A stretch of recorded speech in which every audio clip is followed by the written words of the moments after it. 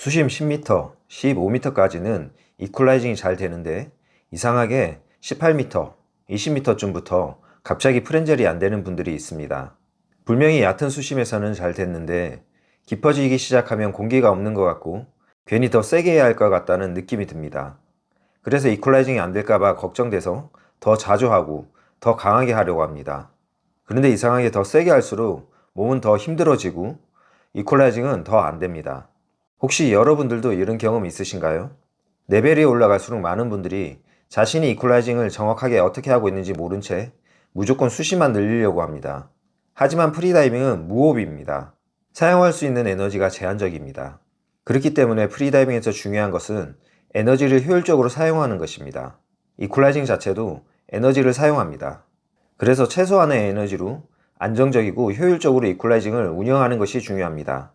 여기서 제가 왜 프렌젤이라고 하지 않고 이퀄라이징이라고 표현하냐면 이 얘기는 프렌젤 뿐만 아니라 마우스필도 똑같이 적용되기 때문입니다. 안녕하세요. 디프 프리다이빙 강사 최규식입니다. 오늘은 최근 몰차노브 강사 과정에서 마우스필이 아닌 프렌젤로 수심 40m까지 간 재화인님의 이야기를 해보려고 합니다. 재화인님은 약 7개월 전 수심 18m에서 이퀄라이징이 안 되는 문제를 가지고 있었습니다. 그리고 프리다이빙을 더 체계적으로 배우고 싶어서 저희 디프 프리다이빙의 몰차노브 웨이브 2 과정을 신청하셨습니다. 참고로 몰차노브 웨이브 2 과정은 총 5회 교육으로 진행됩니다. 첫 번째 교육에서는 먼저 재화인님의 이퀄라이징 문제를 정확하게 파악했습니다. 그리고 정확한 이퀄라이징의 개념과 원리에 대해 알려드렸습니다. 이후 정확한 이퀄라이징 패턴을 확인하기 위해 수심 10m, 18m까지만 내려갔습니다. 이때 구간별 이퀄라이징 횟수, 복부 긴장 상태, 혀의 움직임을 확인했습니다. 두 번째 교육에서도 동일하게 정확한 이퀄라이징 패턴을 확인하기 위한 교육을 진행했습니다. 총 5번의 교육 중 첫 번째, 두 번째 교육에서 수심을 늘리지 않고 같은 내용을 반복했습니다. 아마 어떤 분들은 이렇게 생각하실 수도 있습니다. 왜 수심을 늘리지 않고 같은 연습을 계속하지? 하지만 이 과정이 정말 중요합니다.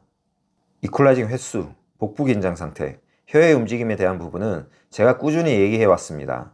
그래서 저희 영상을 계속 보신 분들은 너무 잘 알고 계실 거예요. 그래도 처음 보시는 분들을 위해 다시 설명드리겠습니다. 몰차노브에서는 우리가 잘 알고 있는 보일의 법칙을 활용해서 효율적인 이퀄라이징 운영을 교육합니다. 수면에서 공기의 부피가 100이라고 했을 때 수심 10m에서는 공기의 부피가 절반인 50이 됩니다. 그리고 이 50이 다시 절반인 25가 되는 지점은 사바인 수심 30m 지점입니다. 여기서 많은 분들이 잘 인지 못하는 부분이 있습니다. 바로 수심 10m 구간입니다. 20m, 30m보다는 낮은 수심이기 때문에 쉽게 생각하는 경우가 많습니다.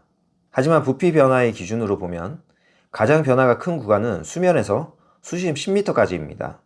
만약 수심 10m까지 이퀄라이징을 5번 했다면 단순 계산으로 2m마다 한 번씩 이퀄라이징을 한 것입니다. 근데 수심 10m에서 공기의 부피가 다시 절반으로 줄어드는 지점은 수심 30m입니다. 이 말은 10m부터는 4m마다 한 번 정도 이퀄라이징을 해도 된다는 뜻입니다. 그리고 다시 30m 이후부터는 8m마다 한 번 정도만 해도 됩니다.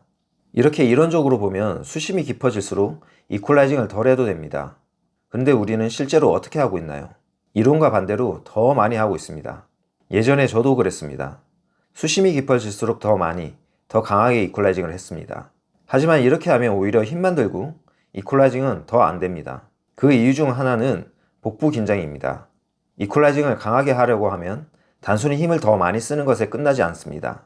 몸 전체에 힘이 들어가고 복부에도 힘이 들어갑니다. 그렇게 되면 수심이 깊어질 때 주변 압력에 의해 횡격막이 자연스럽게 올라가는 것을 막게 됩니다. 결국 복부에 음압이 생기고 폐에 있는 공기를 위로 끌어올리기 어려워집니다. 그러면 이퀄라이징은 더 힘들어집니다. 그래서 안정적이고 효율적인 이퀄라이징 운영은 무조건 강하게 하는 것이 아닙니다. 적절한 타이밍에 최소한의 힘으로 하는 것입니다. 그래서 수심 10m까지 반복적으로 연습하면서 자신만의 이퀄라이징 패턴을 만드는 것이 중요합니다. 그런데 너무 안타깝게도 많은 분들은 당장 수심을 늘리는 것에만 급급합니다. 그래서 힘들고 비효율적으로 이퀄라이징을 하는 경우가 많습니다. 재화인님은 정말 다행히 저를 믿고 많은 시간을 이퀄라이징 패턴을 만드는 데 집중했습니다. 자신만의 이퀄라이징 패턴을 만든 이후부터는 수심을 늘리는 과정이 훨씬 쉬워졌습니다. 처음에 이퀄라이징이 안 됐던 수심을 넘어 바로 29m까지 내려갔습니다. 그리고 그 다음 교육에서는 파라다이브 바닥인 35m까지 내려가게 되었습니다. 이후 웨이브3 마스터 과정을 마무리하고 몰차노브 강사 과정까지 도전하게 되었습니다. 몰차노브 강사 과정이 기존보다 어려운 점 중 하나는 수심 테스트입니다. 수심 40m를 CWTB로 내려가면서 다이빙 타임이 80초에서 90초 사이로 나와야 합니다. 그리고 따로 프리머전으로 40m를 해야 합니다. 지난 5월 세부에서 테스트를 진행했습니다. 이전에 다이빙 타임을 맞추는 연습을 충분히 했지만 실제 오픈워터 첫 도전에서는 다이빙 타임이 1초 오버되어 실패했습니다. 이때 제와이님은 자신의 실패 수심을 정확하게 확인하기 위해 마우스피를 사용하지 않고 프렌젤로 진행했습니다. 참고로 몰차노브에서는 어드밴스드 프렌젤, 시퀀셜, 마우스피를 모두 교육합니다. 그래서 꼭 마우스필로만 해야 한다는 기준은 없습니다.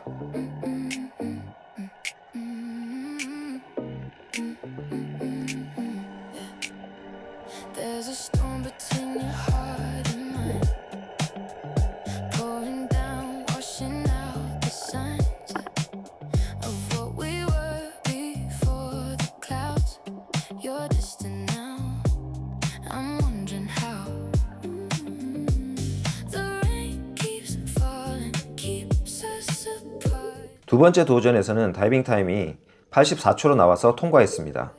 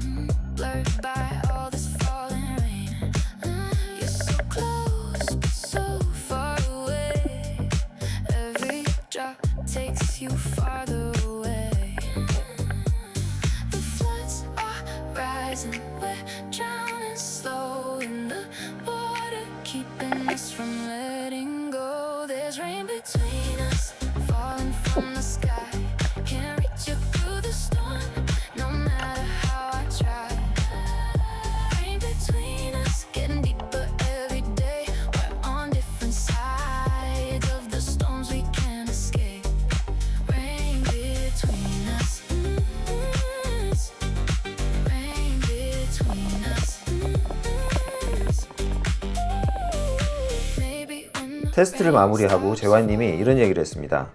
30m에서 40m 사이에서 프렌젤을 한 번만 했다고 합니다. 그러면서 이론이 아닌 실제로 프렌젤 한 번으로 40m까지 내려가는 게 신기하다고 했습니다. 이렇게 보일의 법칙을 활용한 효율적인 이퀄라이징 운영은 단순한 이론이 아닙니다. 수심에서 실제로 적용되는 중요한 개념입니다. 기본적인 개념과 원리를 알고 연습하는 것이 정말 중요합니다. 단순히 감으로만 하게 되면 오히려 힘만 들고 수심을 늘리는 것도 더 어려워집니다. 지금 당장 수심 숫자에만 집중하지 마세요. 정확한 개념과 원리를 알고 자신만의 이퀄라이징 패턴을 만드는 것이 먼저입니다.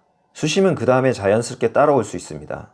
오늘 내용을 정리해보면 이퀄라이징은 수심이 깊어질수록 더 많이, 더 강하게 하는 것이 아닙니다. 보일의 법칙을 기준으로 보면 기체의 부피 변화가 가장 큰 구간은 수면에서 수심 10m까지입니다. 그래서 중요한 것은 내 이퀄라이징 횟수, 혀의 움직임, 복부 긴장 상태를 확인하면서 자신만의 패턴을 만드는 것입니다. 제와이님도 처음에는 수심 18m에서 이퀄이 막혔지만 무조건 수심을 늘리기보다 이퀄라이징 패턴을 만드는 데 집중했습니다. 그 결과 프렌젤만으로 40m까지 내려갈 수 있었습니다. 프리다이빙에서 수심은 결과입니다. 먼저 정확한 개념과 원리를 알고 내 몸에 맞는 이퀄라이징 패턴을 만드는 것이 중요합니다. 이 영상을 보시고 궁금하신 부분은 댓글로 남겨주세요. 여러분들의 많은 관심 덕분에 효율적인 이퀄라이징 운영에 대한 온라인 강의를 출시하게 되었습니다.